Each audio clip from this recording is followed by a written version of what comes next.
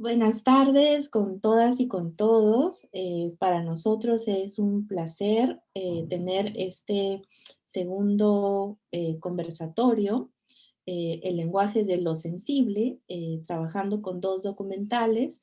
La semana pasada contamos con la antropóloga visual y directora de la película Objetos Dormidos, Ingrid Kummels, y hoy día vamos a tener a Gabriela Zamorano, que es directora del filme Archivo Cordero.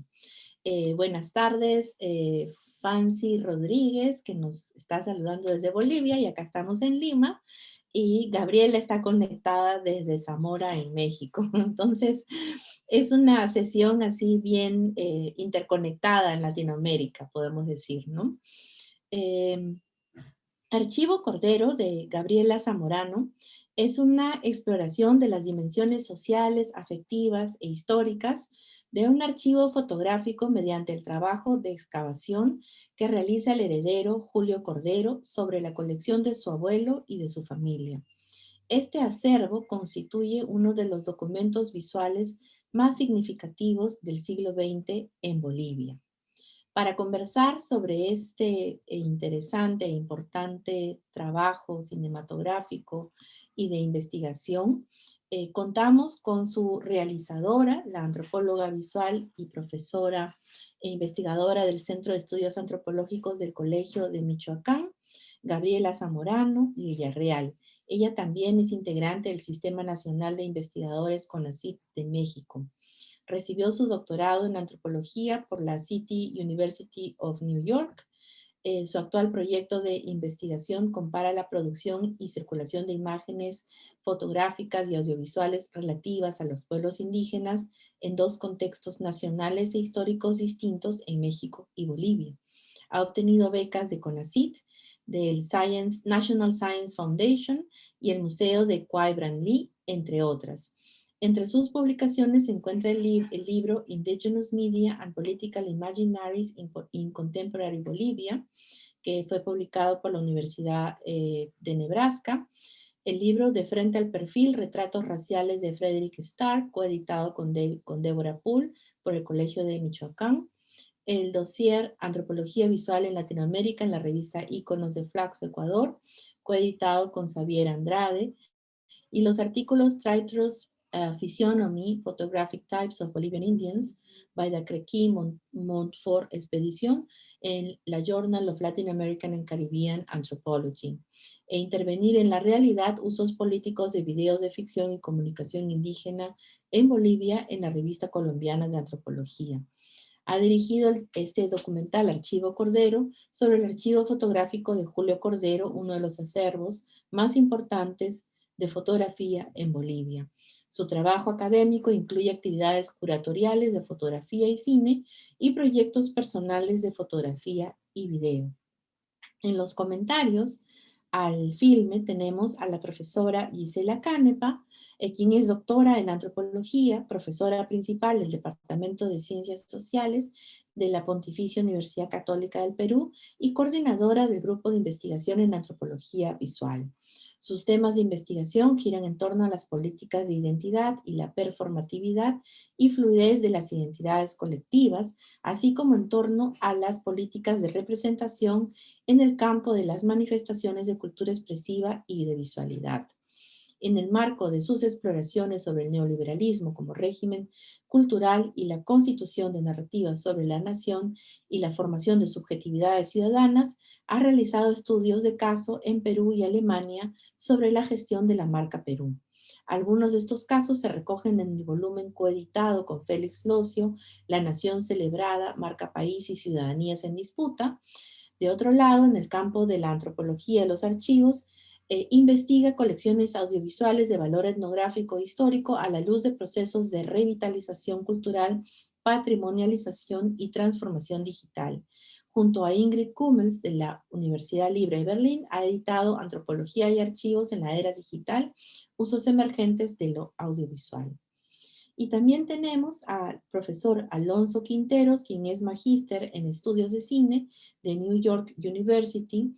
Él es profesor de la maestría en antropología visual de la Pontificia Universidad Católica del Perú.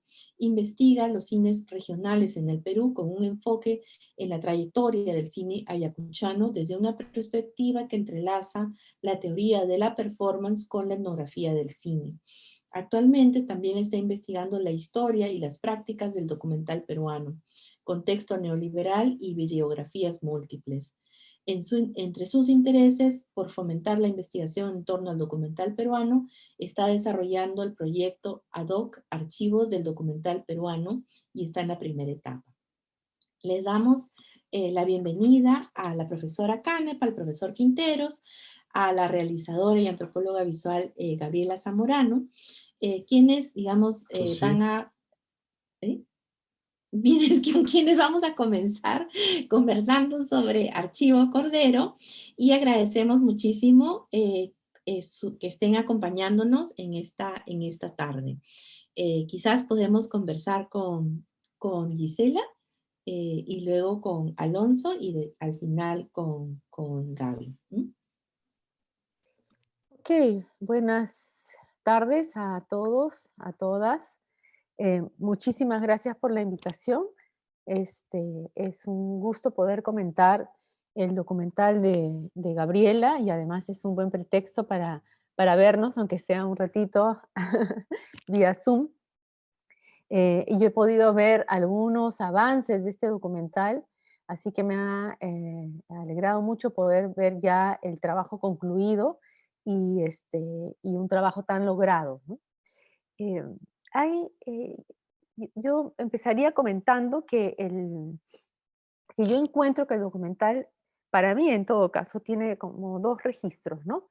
Uno primero es que a la par de mostrarnos algunas fotos, porque siempre, digamos, todas estas imágenes del archivo, de las cajitas, de las fotos, de los objetos vinculados a la práctica fotográfica de la familia Cordero y al material fotográfico que han acumulado, y los testimonios a don Julio Cordero, a su hija y a otros miembros de la familia, estas imágenes están siempre intercaladas por grupos de fotografía que nosotros podemos ver, ¿no? Entonces, es como, y ahí en esa elección de fotografías hay un trabajo curatorial, ¿no? Entonces, uno tiene la sensación que está en una exposición donde puede apreciar el material fotográfico, ¿no? Como en una toda exposición fotográfica que está ahí el material fotográfico y uno lo explora, pero están las fotos por sí mismas. Claro que en la curaduría misma y en la exposición misma entran y toman la forma de una narrativa visual, ¿no? Pero las fotos están en cierto modo descontextualizadas, o sea, están contextualizadas en el contexto de la exposición, pero están descontextualizadas de lo que podríamos considerar es su contexto de producción, ¿no? Entonces, como el documental va combinando esto, esta exposición de fotografías, ¿no? A modo de exposición, decía yo, de galería de fotos, va combinando con testimonios, el registro de personas, espacios, objetos, ¿no?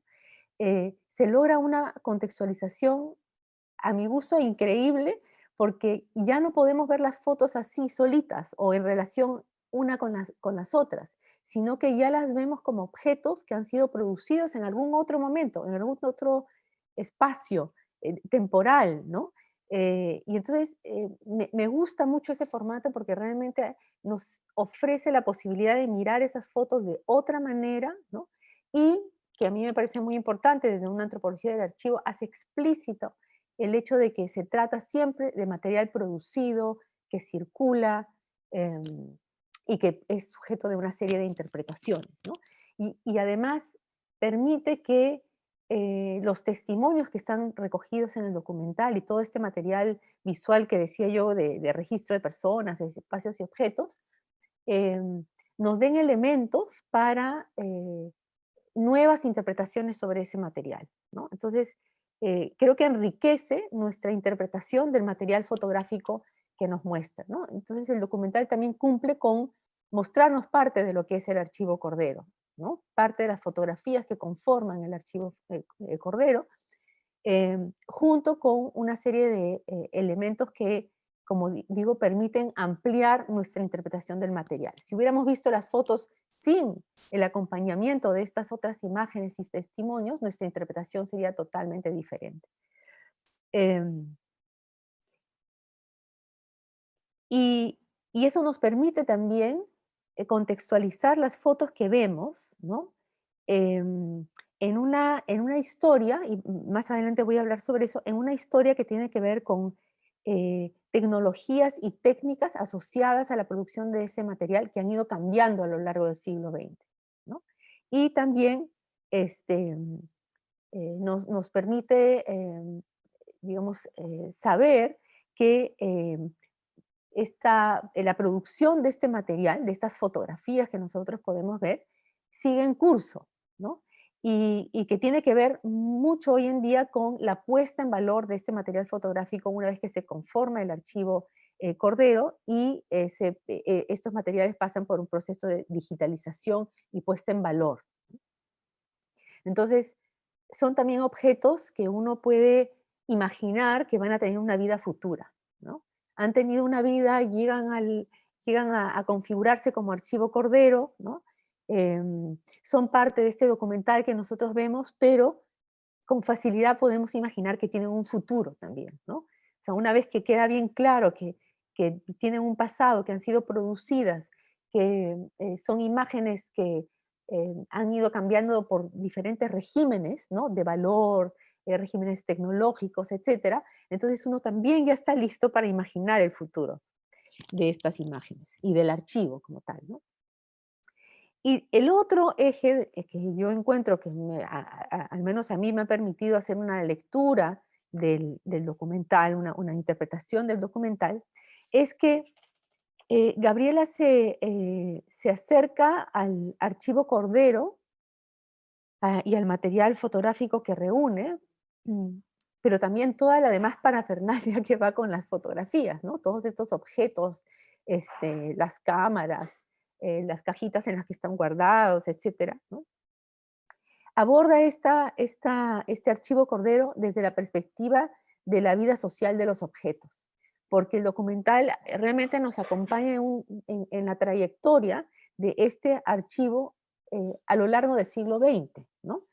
Em, entonces, el documental sigue el archivo, ¿no? Bajo la lógica de abordar el archivo como un objeto social, ¿no?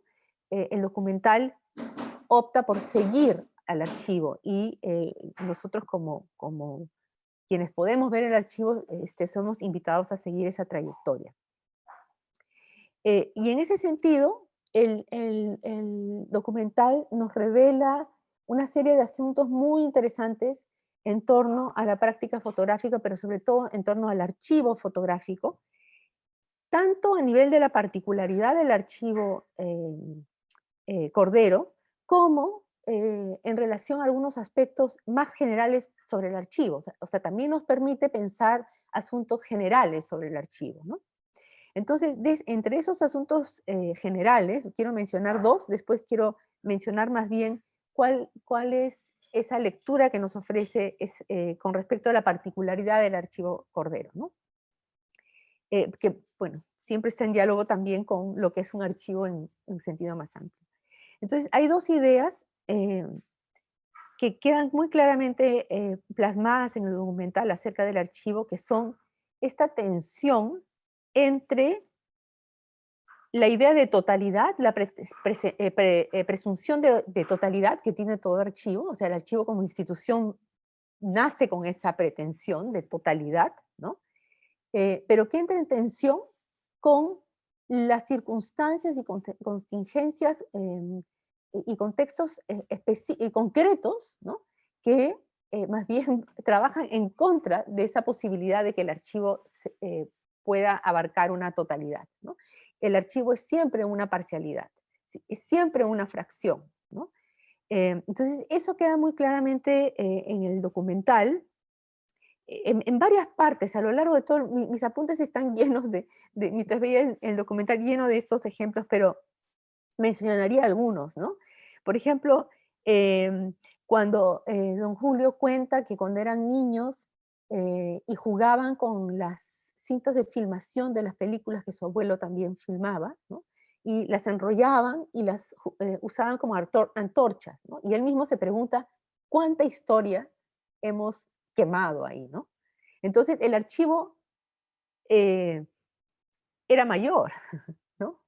Había más, pero con el tiempo y con la intervención de una serie de sujetos y las circunstancias en las cuales ese archivo está, entonces, incluso esa totalidad parcial que ya era desde sus inicios, se hace más chiquita todavía, ¿no? Y así como se quemó un montón de material, también hay conversaciones que nos dan indicios de que hay cosas que se botaron, que alguien decidió que ya no servían y se botaron, ¿no? Y después me conmovió muchísimo el testimonio de don Julio cuando dice: "Yo cometí un gran error". Y por su afán de ser un fotógrafo de estudio, ¿no? Eh, no sacaba la cámara cuando estaba en la calle. A veces ni la llevaba y a veces cuando la tenía, pues no tomaba las fotos. Y que así, o sea, él mismo reconoce que hay mucho material que ha quedado fuera. Entonces, el archivo también tiene una serie de silencios, ¿no? Em, la otra tensión es esta entre orden y caos. Estas imágenes del archivo cuando todavía está en la casa de la familia, ¿no? Hay cierto orden porque están también las fechas señaladas y las cajitas llevan títulos como matrimonios o ¿no?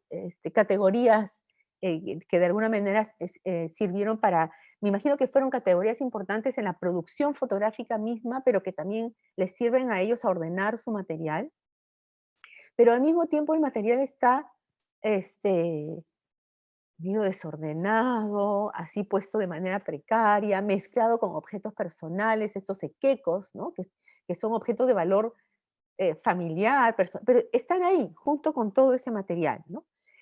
Entonces, eh, hay orden, porque la idea de archivo siempre nos lleva a la idea de orden, pero en realidad los archivos siempre están en esta tensión. Para que estén en orden hay que estar interviniéndolos permanentemente. El orden requiere un montón de trabajo para que el orden se mantenga, porque el tiempo no es otra cosa que la manifestación de algo que está en orden y empieza a entrar en el caos, ¿no? O sea, el caos es la manifestación de que el tiempo está transcurriendo. Entonces, mantener el archivo en orden es un trabajo en contra del tiempo, ¿no? Bueno, entonces la tensión entre totalidad y fragmento, de orden y caos, ¿no? Y el deterioro que mencionaba, que también está ahí siempre presente, ¿no? Está claro que ese material está siempre en peligro.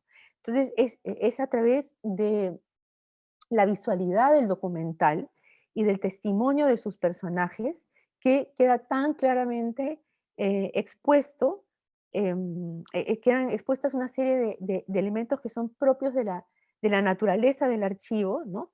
Y que Membe, por ejemplo, expresa tan bonito cuando menciona que el archivo siempre está en la tensión entre su capacidad de ser un poder fundante y su condición de ruina, ¿no? Ambas cosas presentes. Entonces, esas cosas que podemos referir al archivo en general como concepto están ahí, ¿no? Y ahora quisiera hacer alguna, espero tener tiempo todavía, no sé cómo voy con el tiempo, pero me gustaría hacer referencia a lo que nos invita mm, a pensar, a reflexionar el documental sobre la particularidad del archivo Cordero, ¿no? Porque hay cosas del archivo en general, pero cada archivo es también, en tanto objeto social, un objeto con historia, ¿no? Y con sus propias particularidades.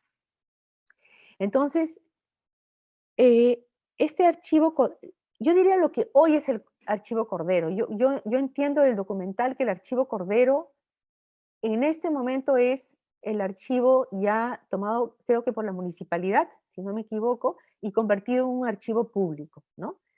Em, Aunque el documental nos dice que era archivo ya antes, ¿no? Pero de otro tipo. Pero bueno, si nos ubicamos ahora en el momento actual, el archivo Cordero es el que está puesto en valor por una institución del Estado, ¿no? Eh, pero el archivo antes de eso, ¿no? Es un archivo que nace de la práctica fotográfica acompañada de la práctica de archivo. O sea, la familia Cordero está involucrada en la práctica fotográfica, pero esa práctica fotográfica va acompañada de una práctica de archivo, ¿no? Ellos reúnen el material, lo ordenan, lo guardan, han tenido cuidado de guardarlo hasta el presente, a pesar de que este fantasma de que es ruina se hace presente todo el tiempo, ¿no? Entonces, no es un archivo, pues, como el, no sé, podríamos pensar el de un museo que ha adquirido ese material o que algún investigador lo haya entregado. No, es el archivo de una familia que se dedica a la práctica fotográfica y que a la par de hacer fotografía también hace archivo, ¿no? Un archivo doméstico, pero hace archivo. Y luego esta condición de ser un objeto con una vida social de 3 generaciones, que abarca prácticamente un siglo, ¿no? No todos los archivos tienen esa particularidad, ¿no? De recoger el trabajo y la práctica fotográfica y archivística de 3 generaciones. Entonces, esos son 2 elementos que yo considero que nos dicen algo sobre el carácter particular del archivo Cordero, ¿no?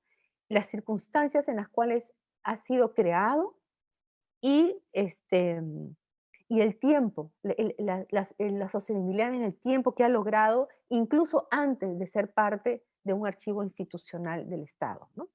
Em, entonces, no es tampoco algo común que el archivo, el material fotográfico pueda permanecer a lo largo de 3 generaciones, o sea, que tenga tanta sostenibilidad pasando de mano en mano dentro de una familia, de generación en generación, bueno, y ahora a una institución del Estado.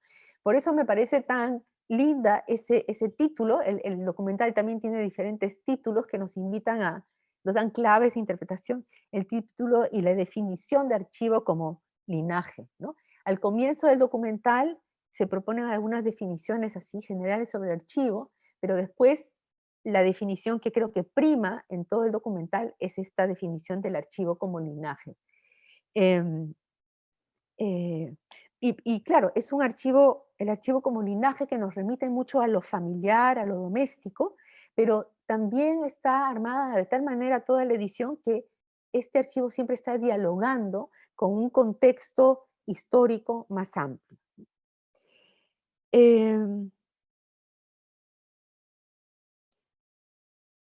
Ahora, como un objeto que tiene una vida social, el archivo Cordero, yo identifico que pasa por 3 grandes, momentos, sí, 3 grandes momentos, ¿no? Em, la entrega del archivo y de la práctica fotográfica, ¿no?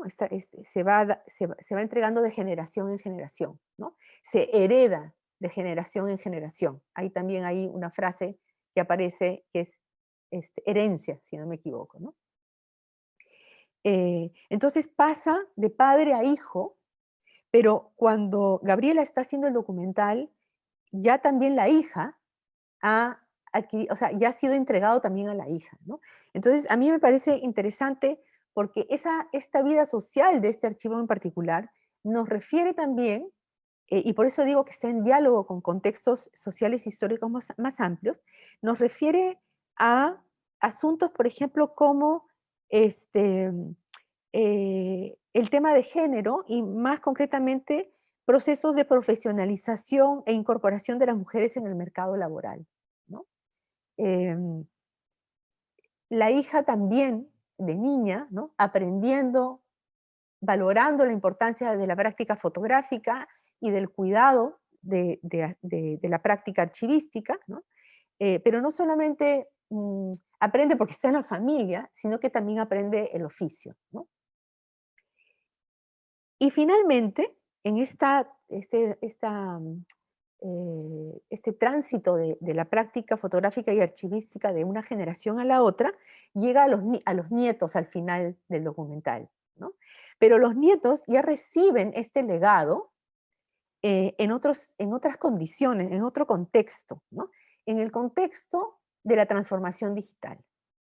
Y o sea, género creo que es un hito que sirve para entender esta vida social del archivo Cordero, pero la transformación digital es otro hito que permite también entender cómo va transformándose y teniendo una vida social este archivo en tanto objeto. Y la transformación digital nos refiere a otro proceso, ¿no?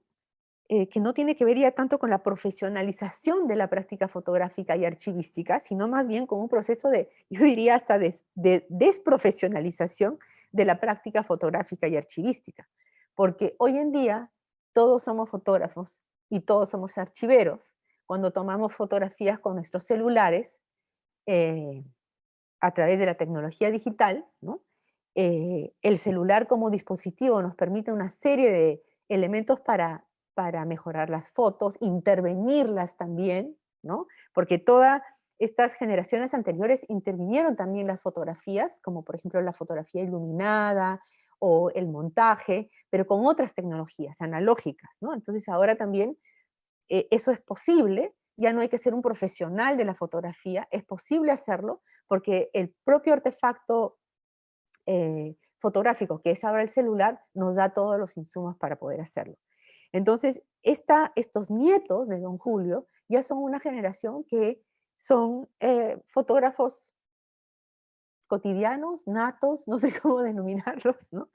Em, y además también, al archivar este material en el celular seguramente circularlo en las redes sociales, están también participando de una práctica de archivo.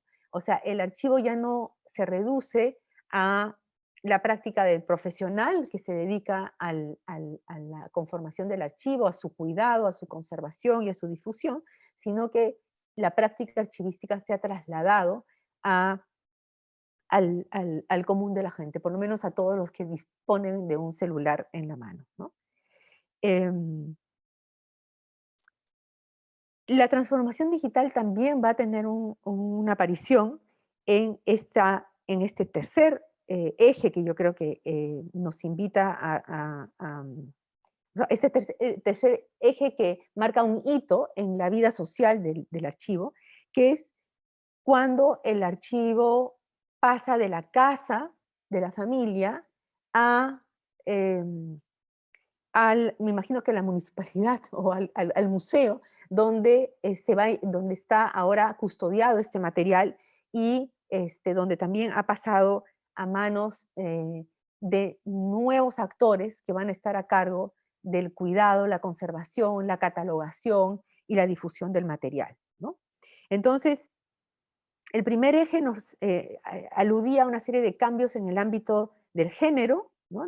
Digamos, a los temas que tienen que ver con género. Eh, Después hemos visto cómo este archivo en su vida social pasa también por la transformación digital y finalmente cómo pasa estos archivos, ¿no? Familiares por un proceso de patrimonialización, ¿no? Su puesta en valor, en nombre de un bien nacional, de un bien regional, de un bien de la ciudad, de un bien de la nación, ¿no? Entonces, esto implica acá, cuando pasa ya a ser el archivo Cordero, así como está definido ahora en la actualidad, ¿no? Em, este, nos remite, ¿no? A dos asuntos. Ya había mencionado uno, el tránsito de un régimen analógico a un régimen digital, porque todo este material creado a través de tecnología digital, perdón, analógica, es digitalizado, ¿no? Digamos, hoy en día ya casi no hay material de archivo que pase a un archivo, o digamos, no hay materiales que pasen a un archivo institucional que no sean sujetos ahora de digitalización, ¿no? Pero también entonces pasa de un régimen tecnológico a otro, ¿no? Y eso obviamente abre nuevas posibilidades de acceso a ese material, va a circular por otros medios, etcétera, va a llegar a otros públicos, incluso a nivel internacional seguramente, pero implica también un tránsito del ámbito doméstico al ámbito privado, de lo público a lo estatal. Y entonces es la familia la que ahora va a perder, en cierto modo, aunque don Julio vemos cómo participa con las personas del archivo cuando están digitalizando el material, cuando están creando la metadata, él participa, hay imágenes muy lindas donde él está participando, verificando las fotos, dando información, etcétera, ¿no? Pero de alguna manera, la tarea de interpretar ese material está pasando de manos de don Julio y su familia a las manos de los expertos de los archivos, a donde está ese material ahora, ¿no? Y por eso es también tan conmovedora, son tan conmemoradoras las escenas en la parrillada, donde se reúne toda la familia, donde aparecen los nietos, y don Julio tiene en sus manos las fotografías familiares. Probablemente de ese archivo, lo que ha quedado con ellos, no lo sé con exactitud, tal vez Gabriela nos pueda contar eso, pero en todo caso, él está con las copias de las fotos de la familia, de los nietos cuando eran, o de los hijos cuando eran niños, etc. Y la familia hace ahí en ronda, alrededor reunida, alrededor de estas fotografías, hacen un trabajo de interpretación doméstica de ese material fotográfico. Pero ahí queda ya la capacidad de ellos para hacer esa interpretación, ¿no? El que va a interpretar ese material ahora ya son otros actores, ¿no? Y seguramente muchos investigadores y gente interesada en ese material. Entonces, este tránsito entre diferentes regímenes, ¿no? Del régimen tecnológico y del régimen de lo doméstico, lo privado, y de lo público y hacia lo estatal. Em, y como última cosa, eh, este tránsito del material analógico que estaba en la casa de don Julio y que pasa ahora al archivo Cordero en físico, entiendo, no sé, ahí también Gabriela podría contarnos, pero que es digitalizado, ¿no? Y es puesto en valor por un archivo institucional. También es un momento interesante porque don Julio pierde cierto control sobre la interpretación de este material, pero también es interesante cómo, y esta es otra escena que me encanta, porque el personaje es entrañable, la verdad, don Julio es entrañable. Eh, Él tiene una frase que me conmueve, ¿no? Cuando está viendo, después de haber visto las fotos en la pantalla y haber estado trabajando ahí, mirando las fotos y dando información, él se asombra de lo que puede mostrar una foto digitalizada. Y ahí es donde dice, pero qué lindas son estas fotos. ¿Cuánto no estoy traduciendo literalmente, pero eso es lo que a mí me resonó, ¿no?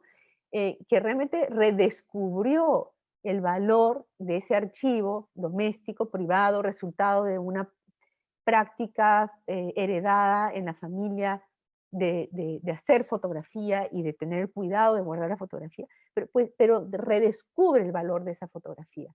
Redescubre también en su valor público, ¿no? En el valor público que tiene ahora. Entonces, bueno, hasta ahí mis comentarios y mi lectura, digamos, particular del documental. Y ya le he planteado algunas preguntas que tengo, ¿no? De saber un poquito más. Y tal vez también, Gabriela, nos puedas contar un poco cómo ha sido este proceso de trabajo, de filmación y de edición, porque entiendo que ha tomado varios años. Entonces, también cómo hacer un trabajo de largo aliento, que a veces puede ser desesperante, no termino, no termino, miles de circunstancias que impiden que uno pueda terminar un trabajo, pero que a veces también es una oportunidad, porque el tiempo da perspectiva y una reflexión mucho más enriquecedora de lo que uno va haciendo y bueno, creo que el producto final realmente se puede decir que valió la pena que tomara tanto tiempo. Gracias, gracias Gabriela. Gracias, Gisela. Precisamente toda esa dimensión de la vida social del archivo y de todos estos cambios y transformaciones en los distintos regímenes por donde transita. eh, y creo que es entrañable también esa última escena de la ronda y de las imágenes familiares, pero también la posibilidad de pensar en esos nuevos futuros que el archivo también, digamos, va a tener, ¿no? Entonces, muchas gracias, Gisela, y continuamos con el profesor Alonso Quinteros. Hola, ¿qué tal? Gracias por la invitación y bueno, y de por fin ver el filme de Gabriela sobre el archivo Cordero. Siempre había querido verlo y el trabajo que habían realizado. Mis apuntes van a ser un poco más sucinto, voy a ser un poquito más sucinto, quizás yo creo que Gisela ha cubierto algunas cosas sobre el archivo súper interesantes y que ya está abierto a partir de algunos otros cuestionamientos sobre esos temas que son directamente lidiados por el documental, para pensar en particular sobre el archivo Cordero. Y voy a hacer algunas apreciaciones a partir del propio filme en relación también a algunas preguntas sobre su producción, pero también algunas cosas que me generó, ¿no?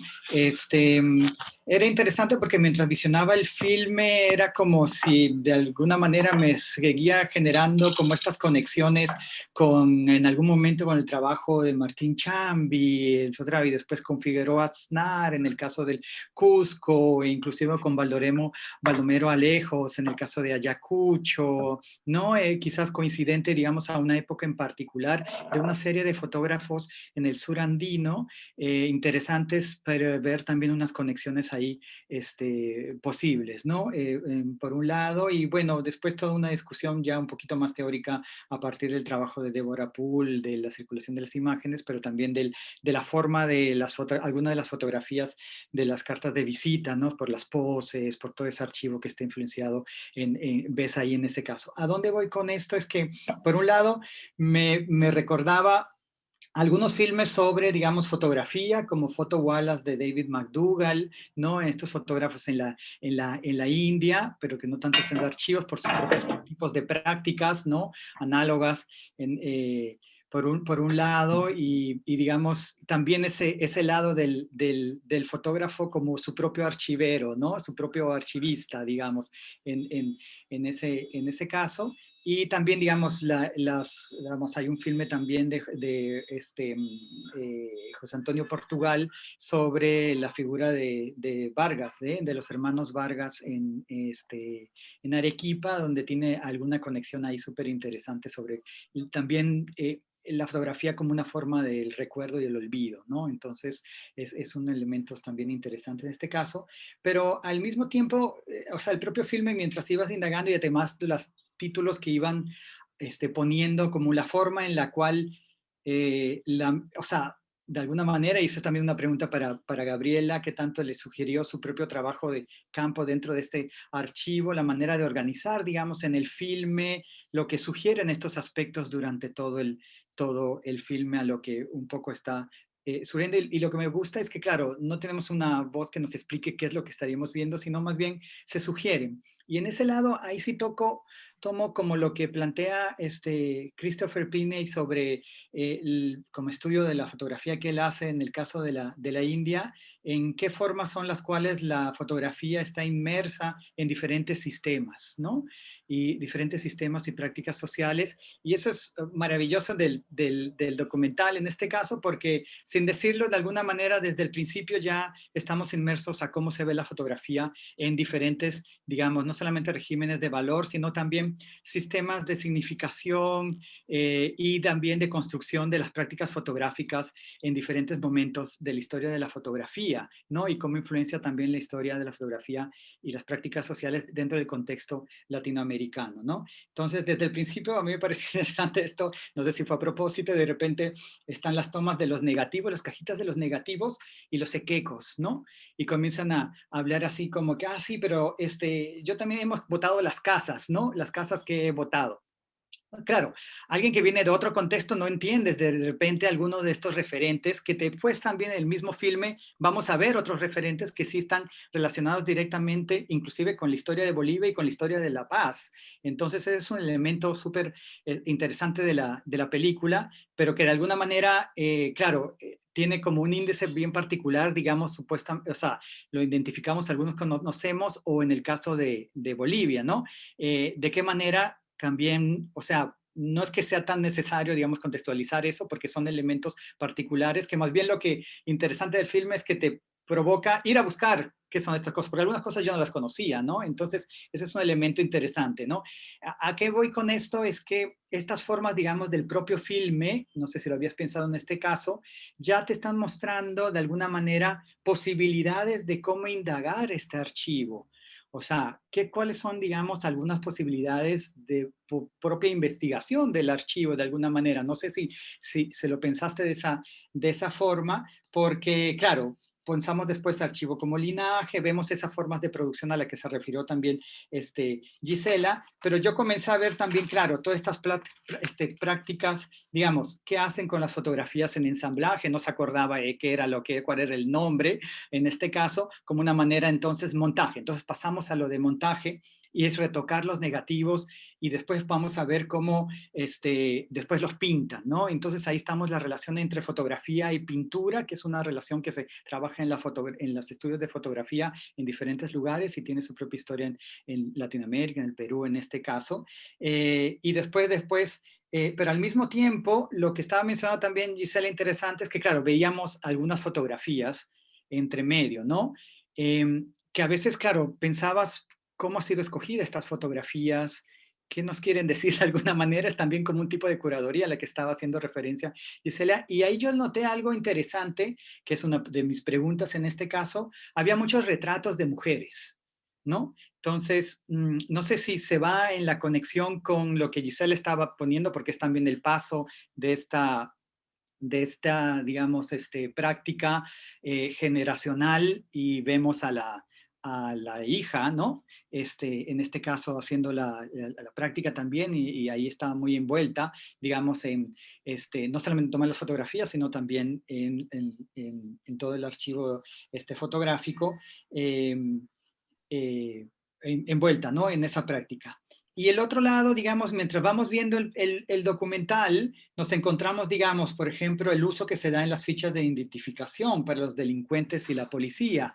Entonces ya nos remite a, digamos, los usos, digamos, como identificación inclusive antropométrica de los delincuentes por Bertillon, ¿no? Esa práctica que se ha dado en diferentes lugares también. Pero al mismo tiempo se pasa, digamos, a las fotografías de los arapitas, pero están tomadas de la misma forma como los delincuentes, ¿no? Frente y perfil, ¿no? Como las fotografías policiales, ¿no? Pero ¿qué tanto eso también se engancha, digamos, con toda esta figura de los tipos, ¿no? Y especialmente en la figura del arapita, en el caso de La Paz.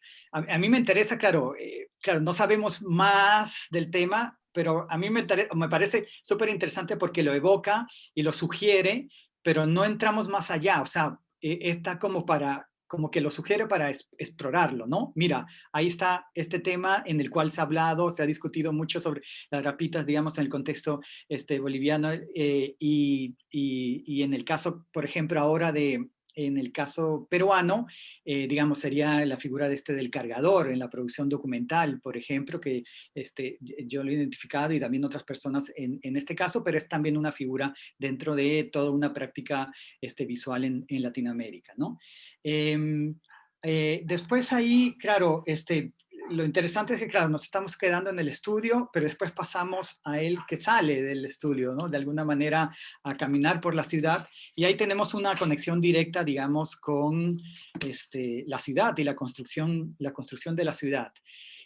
Lo cual me remite de alguna manera con esta primera imagen de los negativos con los equecos, porque siendo, digamos, una tecnología moderna, la de la fotografía, junto, digamos, con esta figura del equeco como el epítome, digamos, de los deseos y cómo ahora más recientemente, cómo las salecitas se conectan, digamos, con esos deseos de modernidad, ¿no? Dentro de poblaciones, especialmente en urbes como principales, pero también en otros lugares. Ahí veo una conexión súper interesante que no sé si fue a propósito, pero ahí está como que nos evoca un poco esa relación que me pareció interesante que de alguna manera sale como otro tipo de interpretación dentro del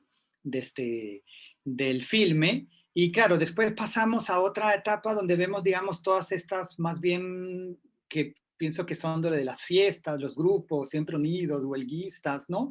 Claro, comparsas. Entonces, otro tipo de práctica que, bueno, conociendo un poco algunos de los trabajos que también ha hecho también Gabriela posteriormente, no sé si conecta también, digamos, a una historia de esas prácticas también en la ciudad de La Paz. Entonces, ¿cómo ves que de alguna manera nos están abriendo como estos campos de estudio? Oye, están ahí, ¿no? Mira, por eso, o sea, en solamente este filme ya vemos algunos de los muchos que debe de haber, porque también deben haber escogido esto por alguna de eso que han identificado, ¿no? Entonces ahí hay un elemento también, el propio filme, el documental ha sido una curaduría también, en cierta manera, ¿no? Eh, y claro, ahí después, claro, conectamos también con elementos de diferentes personas que se visten, ¿no? Como chinos, como incas, como cortesanos, niños, ¿no? Otra práctica de la fotografía en esto de la puesta en escena y convertirse en otras personas, ¿no? Algo que también está en el trabajo, digamos, de Figueroa Aznar, ¿no? En esto de la construcción ficcionalizada, ¿no? Más o menos, pero que también expresa de alguna manera esas conexiones con qué hitos se conectan, ¿no? Las personas en sus imaginarios, ¿no? En este caso. Y bueno, quizás ya, no sé, cerrando, no sé qué tanto tiempo me queda, porque claro, hay varias otras prácticas que, claro, momentos que se conectan con elementos particulares de la historia de Bolivia, en este caso, ¿no? Como la foto está muy, de Villarroel, ¿no? Conocía mucho más del contexto. Lo interesante que me he saltado un poco es en un momento que es una pregunta también, a partir de la misma práctica documental. Claro, vemos anteriormente las fotografías de prostitutas, el otro, y hay un sonido particular. Vemos las de aparapitas y vimos también el sonido del mercado, ¿no? Entonces, de por sí el propio me dio esa sensación, que eso comparto, digamos, con Gisela, que ya lo ha expresado mejor que yo anteriormente, como si el propio filme también es como una exposición, ¿no? Pero que te da ese otro renglón, ¿no? De en qué contextos sociales que se dan estas fotografías, de alguna manera, y es lo que te permite, digamos, esta disyunción entre lo visual y lo auditivo, ¿no? En este caso. Quizás entonces para un poquito finalizar, si hay dos elementos al final, digamos, del filme. Claro, es por un lado, claro, él ha trabajado, digamos, Julio y también los otros dentro de un estudio, entonces es una práctica en particular y hay no tantas fotos sobre la ciudad, aunque no sé, eso es lo que era una pregunta, ¿qué tanto qué son los materiales, digamos, en el archivo sobre lo que muestra de La Paz y de su propia historia, por un lado? Y en el caso, por ejemplo, esta es una escena que también mencionó también Giselle, en este caso sobre cuando ya está el proceso y está ayudando a catalogizar las fotografías, y claro, él mismo dice, bueno, pero lo que yo veía eran los negativos, yo los miraba, ¿no? Pero no miraba la fotografía, ¿no? En el digital finalmente puede ver la fotografía como tendría que ser, porque claro, es imposible tener tanto material negativo en este caso para poder ver la fotografía original en este caso por esas situaciones. ¿Y a qué me refiero con eso? Bueno, por un lado, lo que de alguna manera Gisela también presenta sobre lo que muestra, digamos, este paso a lo digital y lo que permite, digamos, esta forma de estos pasos del archivo, pero también, digamos, algo que va el filme directamente que pasa ahí, que es sobre, por ejemplo, esta anécdota de los filmes, y que lo ve con una forma graciosa. Bueno, estábamos quemando, ¿no? Éramos niños en este caso, y bueno, ¿no? ¿Qué cosas de historia habemos quemado en las filmaciones, ¿no? Y entonces regreso un poquito al punto que ya lo había mencionado de alguna manera Gisela también, pero digamos la fragilidad y precariedad del archivo en el contexto también de nuestros archivos en general, ¿no? Ahí, menos mal, en este archivo ha sido, digamos, donado de alguna manera con la municipalidad. Eso es también un elemento que quizás pues, también tengo un poquito más de dudas cómo se ha hecho en ese proceso. Y que tanto el filme también es parte quizás, o no sé si se ha pensado de alguna manera, como forma de, digamos, de esa misma archivo, ¿no? Si está pensado también de alguna manera, va a ser parte de esas muestras que va a estar de alguna manera en la municipalidad, en algún lugar, etcétera, ¿no? Y por el otro lado, digamos, esto de fragilidad y precariedad, que es interesante pensando en los archivos que tenemos, tanto los fotográficos y más aún los fílmicos. En el caso peruano es catastrófico, pero en el caso, por ejemplo, de México se ha ido a algunos rescates y hay todos estos materiales. Y inmediatamente se pasa, digamos, a las fotos con fallas, ¿no? Quebradas, ¿no? Los cristales y todo.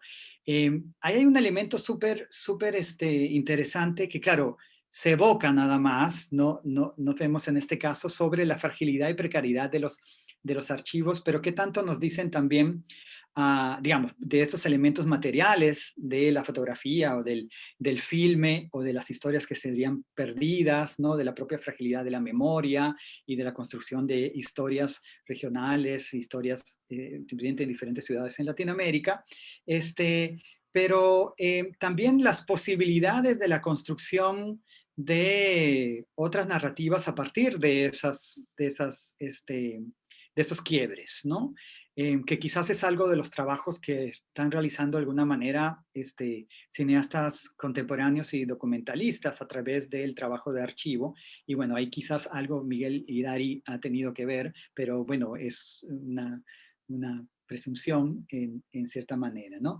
Y bueno, al final, con esto termino, pues termina como el álbum familiar, EPA, otro entorno estudiado, digamos, de estudio particular hacia la forma, digamos, de la fotografía, digamos, de los aspectos o la práctica filial de la fotografía. Y literalmente el documental de alguna manera presenta el proceso filial del archivo Cordero y, digamos, termina con la práctica filial que se ha hecho de propia fotografía a partir del álbum familiar, ¿no? Y bueno, las imágenes de sostener las fotografías, cada uno en su idea, nos remite entonces a qué tanto también la fotografía como el punctum está relacionado, digamos, a las historias personales también, individuales de las personas, tanto también histórica. Entonces, eso me pareció bastante bonito como finalizó, y bueno, y del mismo, ¿no? Porque ¿qué legado va a quedar su propia fotografía? Uh-huh. Sí. Muchísimas gracias, Alonso. Creo que el cierre, digamos, con las reflexiones de Gisela sobre la naturaleza del archivo, la vía social, los diferentes regímenes, y la tuya, trayendo, digamos, el campo de la memoria, pero también de la fragilidad, de la precariedad, digamos, en su dimensión de las distintas materialidades que constituyen este acervo, ¿no? Y de sus propias posibilidades también, ¿no? Muchísimas gracias, Alonso. Quiero darle pase a Gabriela y también presentar a Guillermo Salas, quien es profesor también de la Universidad Católica y es el director de la maestría en antropología visual. Él va a seguir después con las preguntas. Entonces, damos el paso a Gabriela. Gracias. Bueno, pues muchísimas gracias, Maquena, por la invitación. Muchas gracias, Gisela y Alonso, por estos comentarios tan ricos, tan detallados. Realmente es un lujo, ¿no? Poder escucharlos y dialogar con ustedes. Gracias al programa de la maestría, que pues cada vez como que me siento ahí más cerquita, y como que una prima que visita la casa de los parientes, y esa es una sensación muy, muy acogedora, pues les agradezco mucho. Y bueno, quiero también agradecer la presencia de dos personas que estoy viendo aquí en la lista. La primera es Libertad. Libertad, no sé cómo te apellidas, pero uno de sus apellidos es Cordero, porque es la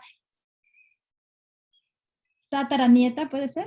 Es la, o sea, les cuento un poco la genealogía, porque es Julio Cordero padre, digo, o el abuelo le decimos nosotros, que es el que abrió el archivo en 1900 y que hizo como este cuerpo de las fotografías más, más importante en toda la llegada de la modernidad a Bolivia, y trabajó muy intensamente hasta 1920, y de ahí siguió con el estudio tiempo después. Entonces de ahí le transfirió, le heredó el oficio a su hijo, otro Julio Cordero. Ahorita me confundo con los apellidos, los terceros apellidos, entonces por eso no lo detallo, que fue el padre, le decimos, y que bueno, él fue súper interesante porque incluso también vino a estudiar a México. Hay un episodio ahí que no aparece pues ya en la película por cuestiones también de edición, pero que fue alguien muy, muy importante para esta parte del archivo en los 50, 60, donde se hacían fotografías como este tipo de retratos más en tono del cine mexicano, y él mismo era así medio galán, ¿no? De cine también. Y luego pues es el nieto, que es don Julio Cordero Benavides, que es con quien hicimos toda la película, y es como, yo le digo de cariño que es como el almita del archivo, ¿no? Es el guardián del archivo. Y luego está Ninoska, que es hija de, o sea, es bisnieta del Julio Cordero abuelo. Y luego está Libertad, que está acompañándonos hoy y que está metida en estos temas, y que también aparece ahí contando una anécdota cuando está la anticuchada en la película.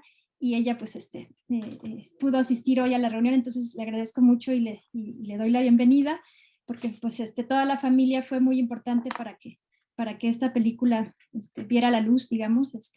Fue así como, bueno, Libertad y sus hermanos hasta cuidaban a mis hijos a ratitos mientras teníamos que hacer alguna entrevista o algo, ¿no? Y bueno, la otra persona que fue un pilar muy importante para la película y que ayudó a pensar muchas cosas, pero que aparte estuvo a cargo de todo un trabajo de digitalización durante una primera etapa del archivo, es Adelma Benavente. Y Adelma, muchos saludos, gracias por estar aquí. Disculpa que no te invité, o sea, en las carreras a veces uno se olvida como de las conexiones, pero me da mucho gusto que hayas visto el anuncio y que estés aquí, porque pues estamos planeando hacer algo también juntas más adelante. Entonces, bueno, es un lujo tenerte aquí. Es alguien que muy importante para los archivos en Latinoamérica, en el Perú. Ha hecho muchísimo trabajo con archivos, y bueno, fue ella con todo un equipo, armaron un equipo de digitalización para digitalizar el archivo a inicios de este siglo, me parece, ¿no? Entonces, bueno, gracias a las dos por estar aquí. También agradezco a Gabriel Castel, que no nos conocemos personalmente, pero veo que pues está también muy metido, y he visto su nombre por ahí en temas sobre archivos en Bolivia, que cada vez están abriéndose más, ¿no? Archivos fotográficos en Bolivia. Entonces, bueno, ya luego de estos amplios agradecimientos, quisiera pues ahora comentar algunos aspectos relacionados con las preguntas que mencionan y con las decisiones que tomamos en la película. Y lo primero que quiero decir es que al principio lo decía con pena, pero ahora lo reivindico un poco, y es que es una película bastante errante, ¿no? No tuvo un camino de principio a fin. Yo no puedo decir así que en el primer momento que decidí hacer la película tenía la claridad de que, a ver, aquí el storyboard, la estructura completa. No, o sea, yo no funciono así, y al principio pues me sentía bastante rara, sobre todo pues entrando al mundo del cine, sin sentir que tenía las herramientas para decir, a ver, este es mi caminito y tengo esta claridad y voy a trabajar con tales imágenes, ¿no? Más bien mi camino fue errante, y es una película que tardé 10 años en hacer, que surgió de una intuición al conocer a don Julio y decir, al conocerlo en su espacio y decir, yo quiero, o sea, hay que hacer algo con este proceso, algo sobre este proceso. Y bueno, pues yo con un pie más fuerte en la academia, pues sí me llegué a preguntar así, a lo mejor una investigación antropológica como más convencional, para un libro o algo así, pero como que no me cuadraba. Yo decía, es que tiene que ser otra vía, ¿no? Y poco a poco, pues, o sea, cada vez como que se me fue aclarando más la idea de que tenía que ser un documental, aunque yo no tuviera como tantas herramientas para trabajar en el documental. Entonces de ahí fue este camino. Me preguntan por las decisiones. Las decisiones fue un camino de muchas dudas, ¿no?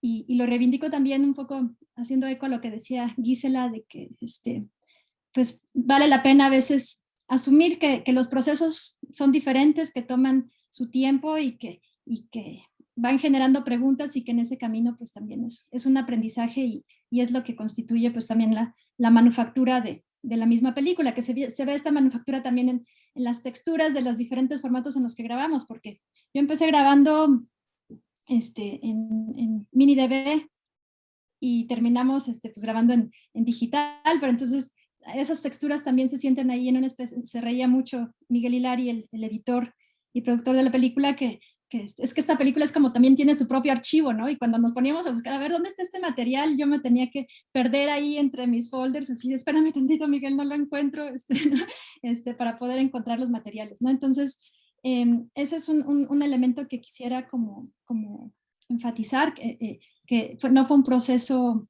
ni claro ni directo. Yo cuento también mucho, como fue de muchos ires y venires, porque yo vivía en México, todo este tiempo vivía en México, entonces iba a Bolivia, grabábamos, de ahí me regresaba a México, montábamos aquí con un equipo en el Colegio de Michoacán, de quien destaco sobre todo el trabajo, el apoyo de Dorian Neira.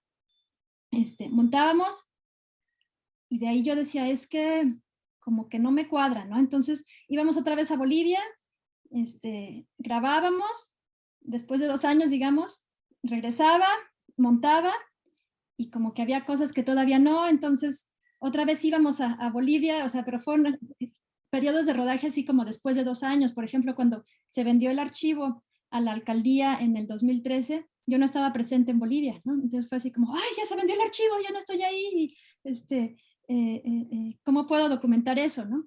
Entonces fue un proceso bastante largo, y yo de broma digo que es como, se parece a la manta de Penélope, ¿no? De que en los días tejía y en las noches lo destejía, o al revés, no me acuerdo, y que pues como que nunca me quedaba hicimos muchos cortes, y justamente una de las dificultades para ponerme de acuerdo conmigo y con el equipo de trabajo tan extenso que se fue formando a lo largo del tiempo, era algo que mencionó también Gisela, y que ahorita lo retomo, pues, ¿no?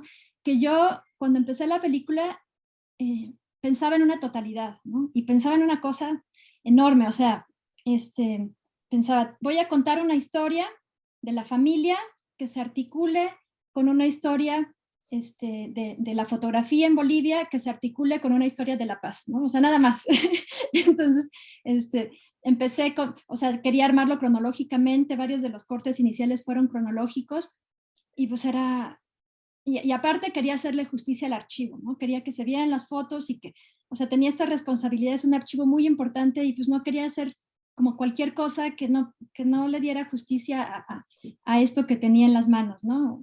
Entonces, pues eran decisiones difíciles, me complicaba, me decía cómo voy a contarlo todo, y ya pues juntaba muchísimos testimonios, y más o menos tenía una estructura lineal, cronológica, pero poco a poco me fui dando cuenta de que no quería llegar a respuestas ni explicaciones como muy contundentes. No quería que fuera un documental como tan pedagógico. Yo lo que quería era abrir preguntas que a mí me afectaban, y que también a lo largo del tiempo me di cuenta que en realidad eran preguntas que estaban en todo mi trabajo de investigación, ¿no? Y que tienen que ver con esta cuestión del archivo. Con definir, no definir, pero sino abrirle preguntas y dialogar con qué es esto de un archivo fotográfico, ¿no? Con qué se come. Y entonces, algo que fue chistoso también en este camino como de dudas, fue que era como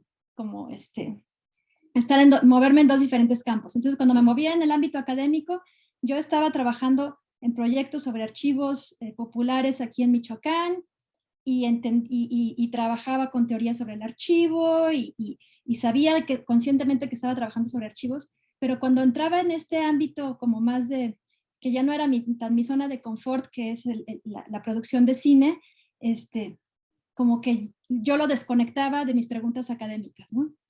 Y eso realmente fue como una especie de sufrimiento, porque pues yo decía, estoy hablando otro lenguaje y como que no lograba ver que estaba haciendo las mismas preguntas a mis materiales en estos dos ámbitos, ¿no? Hasta muy tarde en el proceso de trabajo en la edición, dije, no, o sea, siempre me preguntaban personas que revisaban cortes previos, me decían, pero ¿quién es el protagonista de tu película, ¿no? ¿De qué trata tu película? Y cómo te afecta a ti, ¿no? Estas grandes preguntas que se hace uno cuando trabaja un tema. Y pues yo decía, pues el protagonista es la familia, no, el protagonista es el archivo, y como que se me escapaba el eje de la película. Y ya cuando cuando empecé el último proceso de edición, en realidad entendí que la película, la gran pregunta sobre el archivo, el gran tema del archivo era, digo, de la película era el archivo, ¿qué es un archivo fotográfico? ¿No? Y por eso fue que decidimos reorganizar este material a partir de una definición un poco enciclopédica del archivo, pero que se desgaja y se abre a partir de estos conceptos a una narrativa mucho más abierta, mucho menos cronológica, que vaya dialogando entre estos fragmentos realmente, y en ese sentido de fragmentos también están estos conceptos o palabritas que son muy abiertas, ¿no? Entonces, que puede ser una huella dactilar, pero que se abre a la huella del registro histórico y de la indexicalidad, ¿no? Que puede ser un legado familiar de un oficio, pero también un legado de todo un material de archivo. Y en fin, jugar con estos conceptos entre su rigidez de definición única y su apertura para dialogar con otras cosas justamente a partir del proceso de montaje.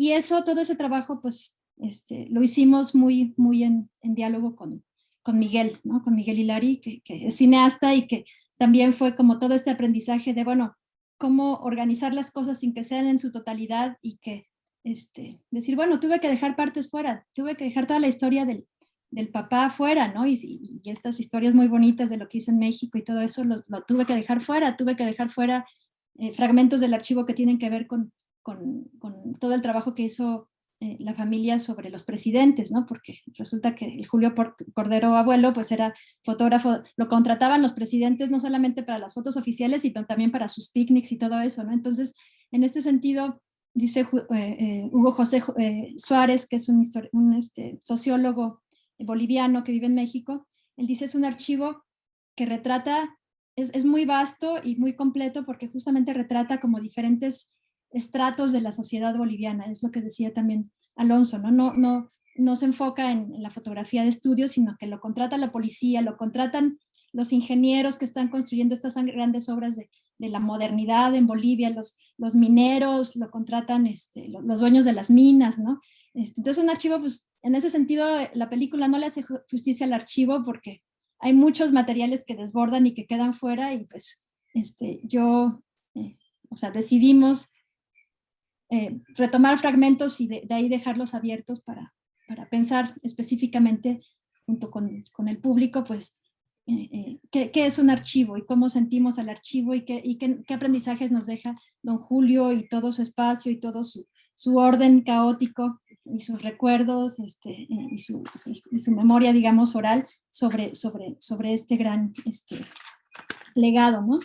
Entonces, bueno, en ese sentido, también para mí fue muy, muy importante trabajar, por ejemplo, con Ana Soler, que hizo mucho de la fotografía, con Miguel Hilari, o sea, con un equipo pues, de cineastas, de gente que se dedica más al cine, y con el mismo Miguel Yanque, que fue quien hizo el trabajo sonoro y de musicalización, como para decir, bueno, ¿qué tono le damos a un sonido sobre una imagen, ¿no? Que no sea algo literal, que no sea algo que te distraiga o que te abstraiga de la foto, sino que nos meta como en otra dimensión, ¿no? Y por ejemplo ahí pienso en esta imagen de donde está el linchamiento, las fotos del linchamiento, y fue una de las primeras pruebas que me mandó Miguel Yanque como de los ejercicios, las experimentaciones sonoras que estaba haciendo con el material, y a mí me dejó helada porque insertó audios de manifestaciones recientes, ¿no? De la crisis política reciente, y es así como, o sea, a mí como que juntar esos dos materiales, la foto del linchamiento junto con estos audios de manifestaciones recientes, es algo que tal vez a la gente que está en Bolivia le conecta así con una continuidad histórica muy fuerte de movilización y de enojo del pueblo, ¿no? Entonces es como ese tipo de detalles muy sutiles que pudimos trabajar y que justamente me ayudaban o construíamos juntos el sentido de fragmentos más que construir un discurso total sobre el archivo y sobre su historia, ¿no? Y pues con el riesgo y asumiendo con mucho dolor y así con la energía del editor de que pues hay que dejar cosas fuera, ¿no? Entonces, bueno, voy a responder ahora algunas preguntas más puntuales para no tomarme todo el tiempo porque seguro va a ser muy rico conversar con los presentes. Entonces, bueno, las decisiones, por ejemplo, para seleccionar fotos, las fotos que aparecen, pues fueron en ese sentido, siguiendo como cierta idea y como de curaduría visual, así de esta foto puede ir con esta, de acuerdo a los temas, o sea, las agrupamos en torno a los temas que nos iban sugiriendo los conceptos, ¿no? Ya había algunos grupos bastante bien armados y otros los fuimos armando junto con esta idea de los conceptos, ¿no? Pero efectivamente, pues una de mis ansiedades era estoy dejando todo lo demás fuera, ¿no? Y era algo que pues al final dices, bueno, pues es una probadita, ¿no? También con las fotos fue todo un trabajo hicimos muchas pruebas, ¿no? En algún momento incluso hicimos GIFs con algunas fotos y luego las reencuadrábamos y trabajando con Ana, que es alguien que además de cinefotógrafa, pues es como, tiene toda una trayectoria de fotografía analógica. Era así de, no, espérame tantito, las fotos como vienen, ¿no? Como estaban digitalizadas, el cuadro completo y con el marquito de que se ve que es el negativo completo, ¿no? Entonces, ese tipo de decisiones pues no fueron evidentes de inicio, pero finalmente creo que también ayudan a verle ese marquito a la foto, es una manera diferente de apreciarla que si solamente, que si la mostramos por fragmentos así, e incluso para decidir el tiempo y el ritmo, ¿no? O sea, era así como, a veces decimos, no, se están viendo demasiado rápidas, no damos tiempo a conectar con la foto, no hay prisa, entonces démosle más tiempo y que la gente pueda mirar las fotos, ¿no? En términos de decisiones de la narrativa, pues ya les contaba, primero hicimos versiones con una cronología, así donde aparecía la historia del abuelo, del padre, del nieto, y a partir de ahí como que se iba contando la historia del archivo, de técnicas fotográficas, etcétera. Pero estaba todo como muy empacado, como muy, como que no se saboreaba, ¿no? Entonces, de ahí dijimos, o sea, lo primero que dijimos con Miguel en una temporada donde yo fui a vivir a Bolivia, fue así de, desorganicemos todo el material, pensemos primero en la estructura, y lo primero que hicimos fue sentarnos a revisar el material, y ahí fue chistoso porque Miguel me decía, oye, pero a ver, saca como los registros de antes que no aparecen en la película, y yo así de, o sea, ¿cómo crees, no? ¿Cómo crees si ya estos están descartados, no? Y me decía, no, pero sácalos, y yo como que tenía pena también, porque pues algunos de esos registros yo los había filmado, pero sentía que no tenían muy buena calidad, y entre esos, por ejemplo, apareció el de los equecos famosos, ¿no? Entonces me decía Miguel, espérate, o sea, y nos matábamos de la risa de ver pues ese tipo de material, y me decía, espérate, esto tiene que ir, y yo, pero es que como que no está bien enfocado, y me decía, no importa, ¿no? Es un momento muy valioso, y yo decía, pero no, justamente como que no se va a entender fuera de Bolivia, y decía, no importa, o sea, hay algo ahí de trasfondo que todos conocemos, que es esta tensión familiar de ¿por qué me tiraste mis cosas? Y eso era valiosísimo, ¿no? Entonces, al final lo incorporamos y para mí fue una decisión un poco rara al inicio porque sentía, bueno, no nos estamos basando en la calidad, pero después me gustó muchísimo incluir ese tipo de material como un poco más en crudo, ¿no? Y eso fue pues también mucho a partir del trabajo con Miguel, ¿no? Incorporar material que a lo mejor no tiene la suficiente calidad, pero que es significativo para pensar en esta idea de legado, ¿no? Y para reírse un poco también de estas tensiones familiares, ¿no? Bueno, de ahí me preguntaba Gisela que qué quedó del archivo. Ninoska, la mamá de Libertad, tiene los datos muy precisos del número de negativos que se vendieron a la alcaldía, fue una venta del archivo, que ahí también es muy chistoso lo de la puesta en valor, bueno, no chistoso, sino muy interesante, porque pues la familia dice, tuvimos muchos ofrecimientos, ¿no? Incluso de instituciones extranjeras, y pues es muy difícil ponerle un precio a esto, ¿no? Don Julio decía, es que esto vale muchísimo, pero pues ya ponerle un precio monetario es medio imposible, ¿no? Entonces, finalmente, la alcaldía hizo una oferta que a lo mejor no era como tan alta como quizá tal vez alguna institución de fuera, pero que pues era significativa y que significaba que el archivo se podía quedar en su casa, ¿no? O sea, en La Paz, ¿no? En el lugar donde fue creado, y que podía ser accesible para los bolivianos. Entonces decidieron venderlo a la alcaldía, y a partir también de algunos acuerdos muy interesantes, por ejemplo, que a don Julio lo contrataran para trabajar en la clasificación del archivo. Él trabajó ahí durante 1 año y medio, 2 años, y pues era muy curioso porque yo creo que fue la primera vez que don Julio tuvo un trabajo formal, entonces se ponía su terno, su corbata y se iba a trabajar y así súper responsable, ¿no? Entonces él es bien puntual y bien, como muy, muy formal en ese sentido, ¿no? Entonces lo contrataron en ese trabajo para clasificar el archivo, y eso es muy interesante también en estas tensiones que contaban entre lo que se sale de control del guardián del archivo, ¿no? Y don Julio pues a veces reniega porque dice, es que en la alcaldía luego publican las fotos, pero no le ponen bien, se equivocan con los datos que yo les di, entonces ¿cómo va a ser posible que tengan ese tipo de errores? No sé, como que reniega de ver lo que va apareciendo por ahí, ¿no? Bueno, entonces, bueno, ¿qué quedó? Le vendieron gran parte del archivo a la alcaldía, y esto era sobre todo el trabajo que hizo Julio Cordero Castillo, me parece que es el abuelo, el primero, y a partir de entre la creación del estudio en 1900 hasta 1920, que fue este periodo de gloria liberal, donde, él hizo como la mayor parte de su trabajo.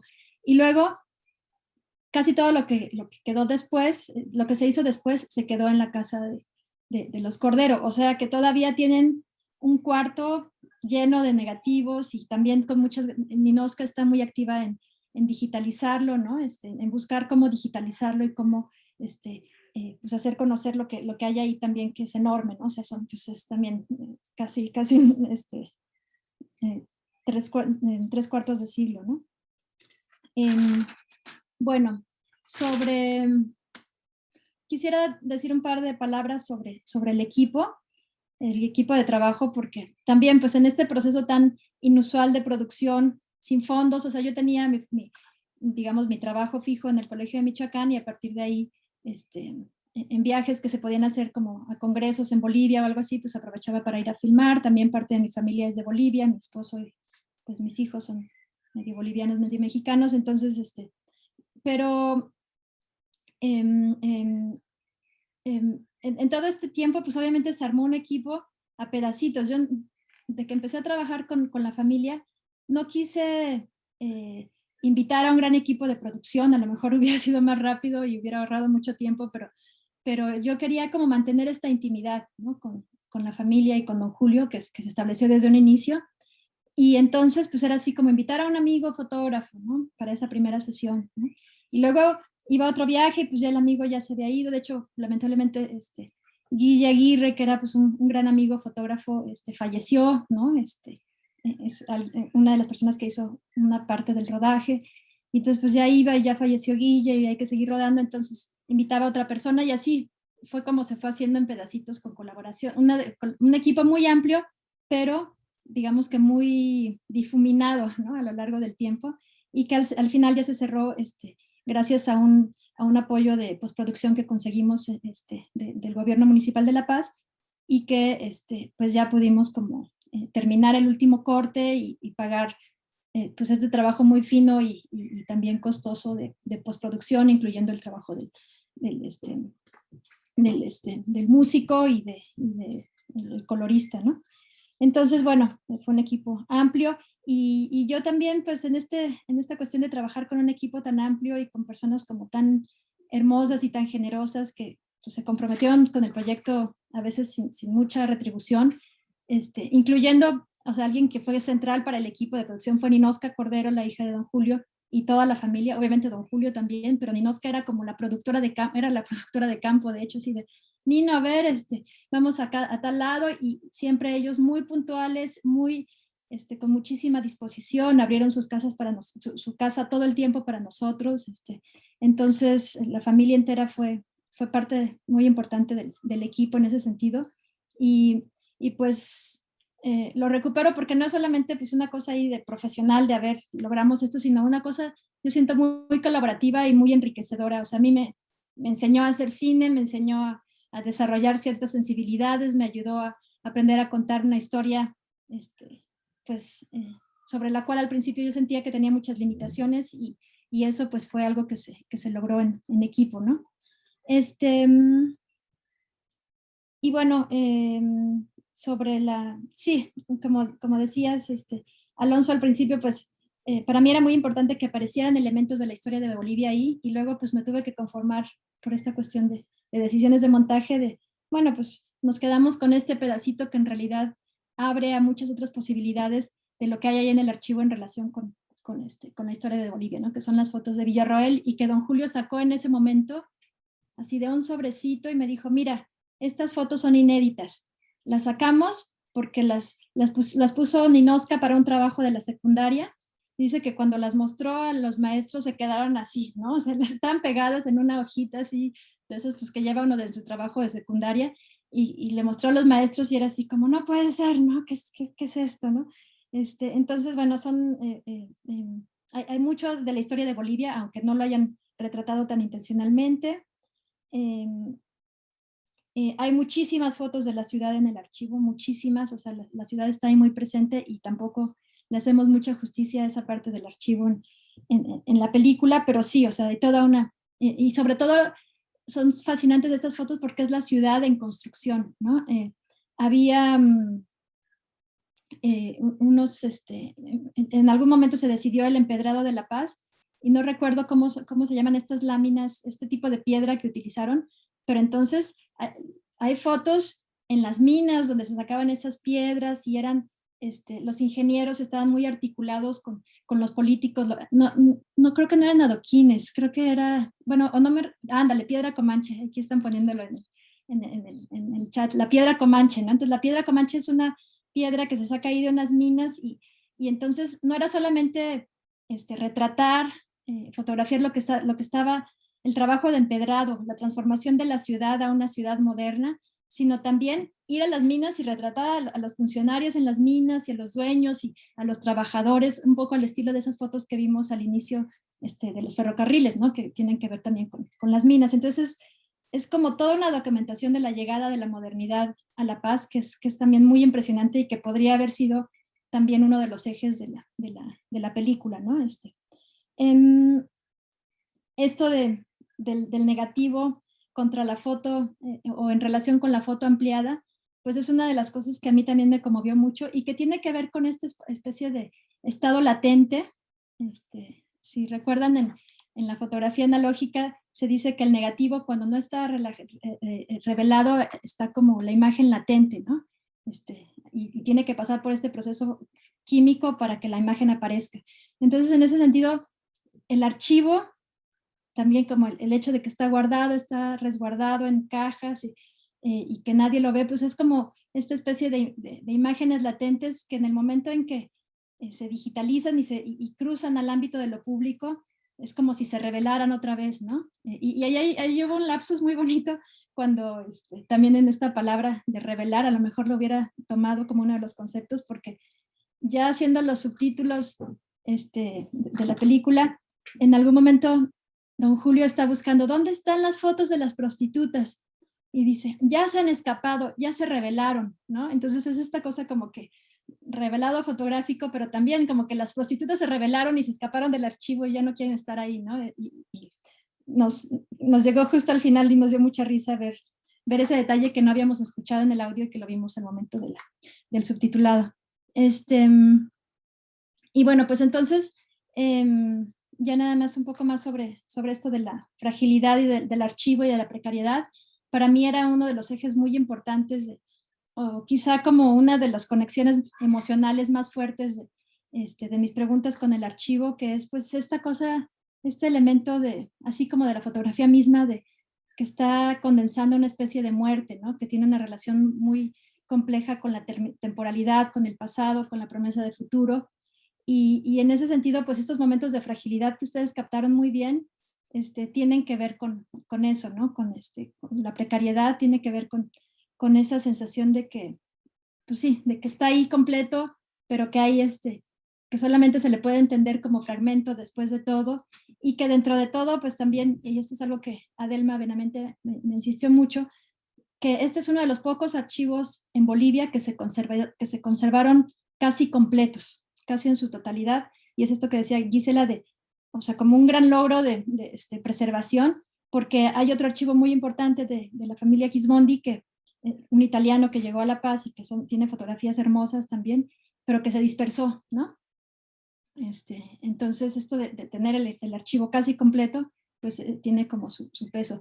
Y bueno, para mí también jugar con estas posibilidades de transitar entre lo íntimo, muy, muy íntimo del archivo desde Don Julio, así con su memoria, con el archivo de su memoria y tratando de recordar un término de tecnología fotográfica, hasta el paso a las gigantografías, a la publicación de estas fotografías en la calle y la gente transitando y conviviendo con ellas, pues para mí era muy rico y era algo que recién también muy al final de la película pudo condensar esta ambición que yo tenía de mostrar la historia de la ciudad dentro de la película un poco, ¿no? Entonces, y es esta posibilidad, o sea, quiero cerrar tal vez con que esta película y la búsqueda y el aprendizaje que ha habido en esta, pues es como de tratar de abrir posibilidades para abordar un tema y preguntas académicas en mi caso, porque pues yo me ubico más desde el ámbito de la antropología, de la etnografía y pues, de la academia, ¿cómo poder abrir esas preguntas sin tener que usar un discurso y palabras, ¿no?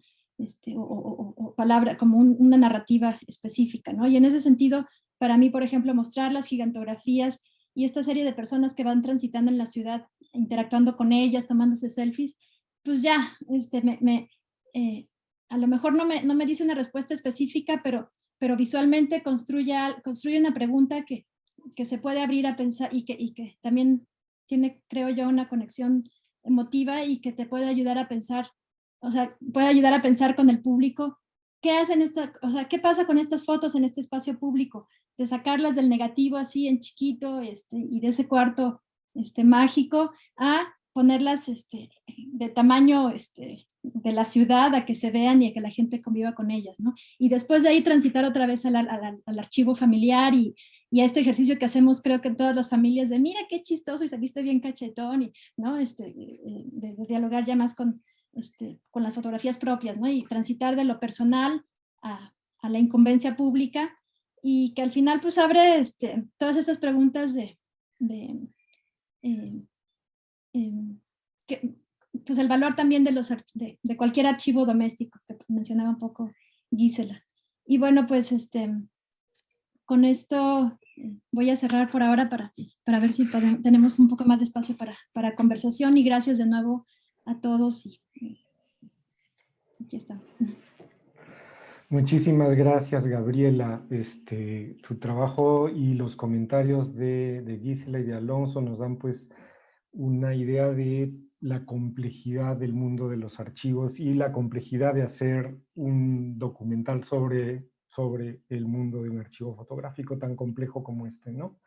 Tenemos algunos comentarios que nos dan evidencia también de la red que está emergiendo alrededor de tu documental y de este evento. Tenemos un comentario de Patricia Peñafiel desde Cuenca, en Ecuador. Entonces estás tú en México, estamos hablando de un archivo boliviano, con amigos bolivianos también que están presentes aquí desde la maestría de antropología visual que está en Perú, ¿no? Entonces Gabriela dice, Patricia dice, Gabriela es una película que conmueve al espectador archivista y trabajador en áreas fotográficas.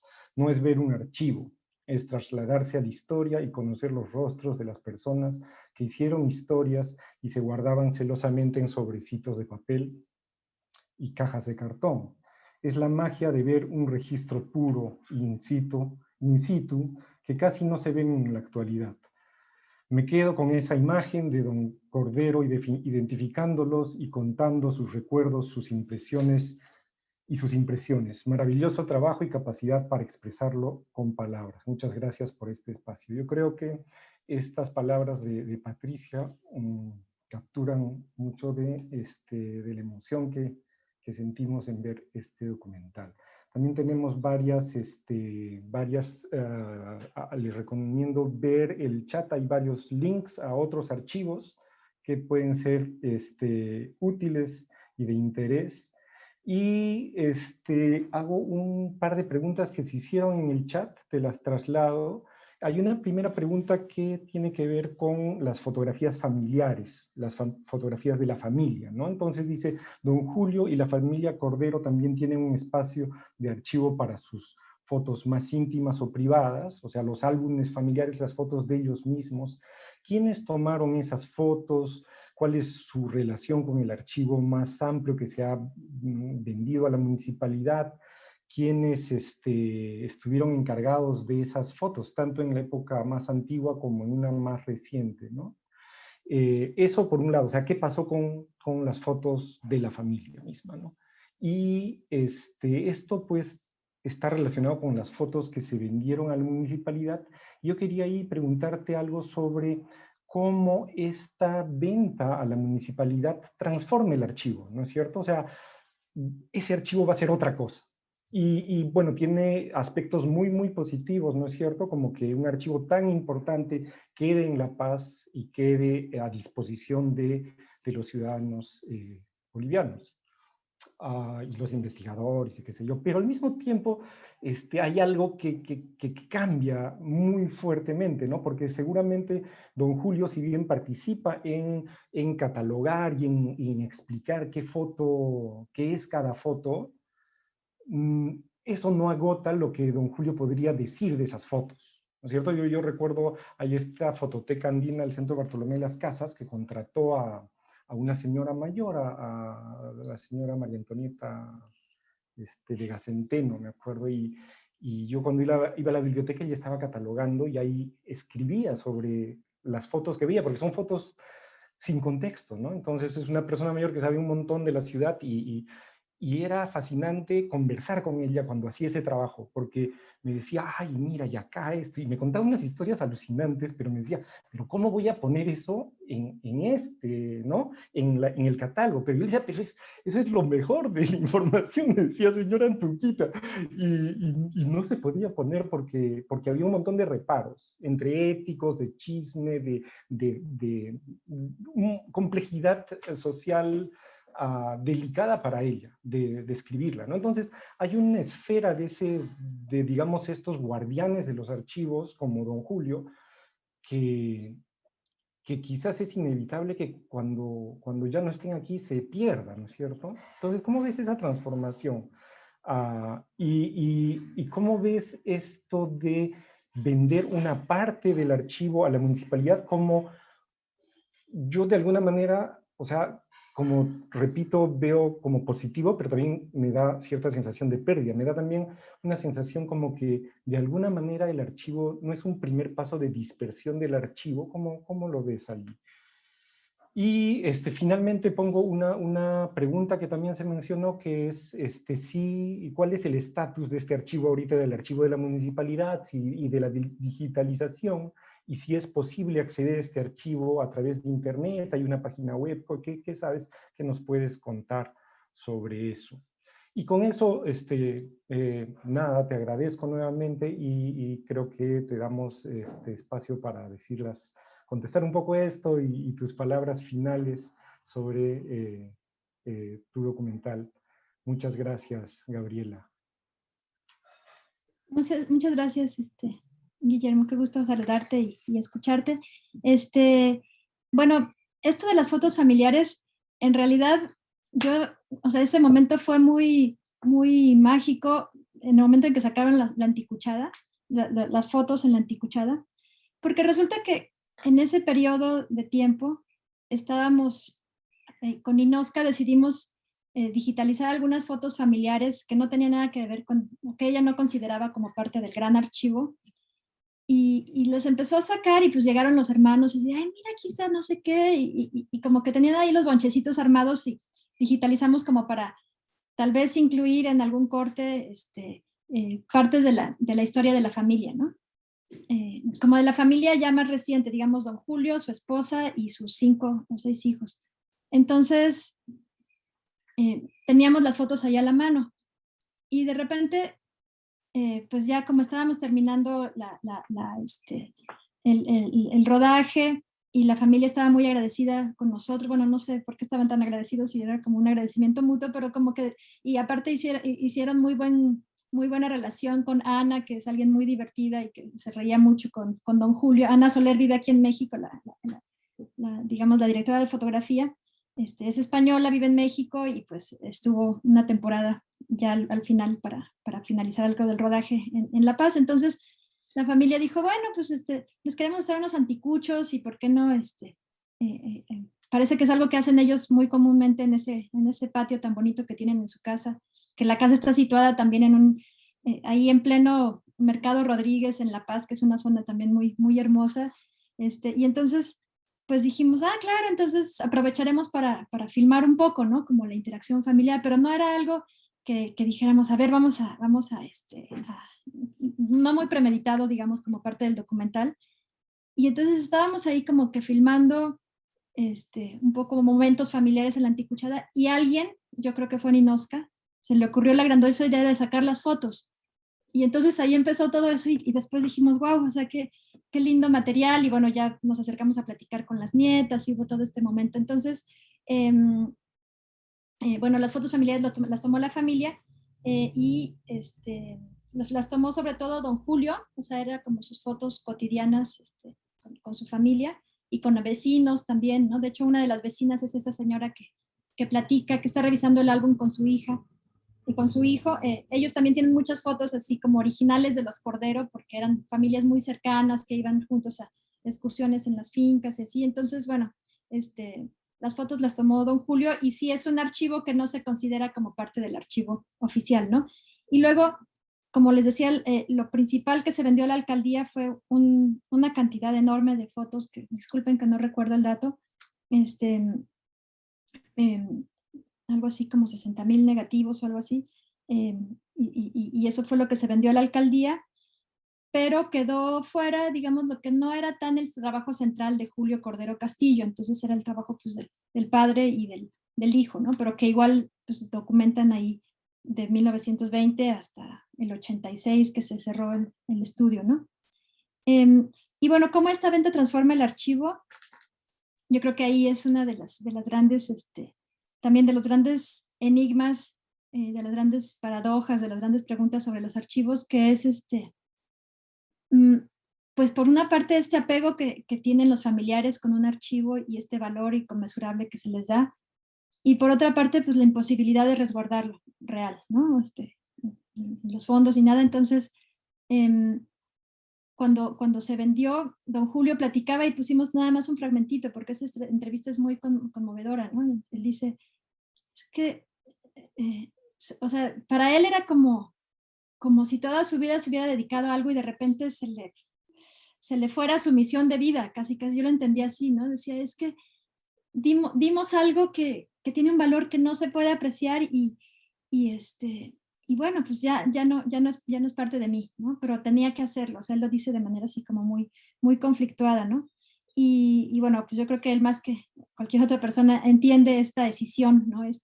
esta dispersión del archivo, pero bueno, finalmente es parte de la vida del archivo o sea, él también tiene como mucha conciencia de la finitud, ¿no? O sea, de que cuando yo muera, ¿qué va a pasar con esto? Incluso en algún momento también me mencionó, yo tengo un problema en el corazón y siempre mi preocupación es terminar algo con esta misión del archivo, y para él venderlo a la alcaldía fue parte de irla cerrando, ¿no? Y ver que sus hijas y su familia pues ha continuado, ha retomado el interés en todo el asunto después, bastante mayores, digamos, porque Ninotchka empezó con eso ya de manera más clara, pues casi que cuando la conocí, ¿no? Hace 10 años.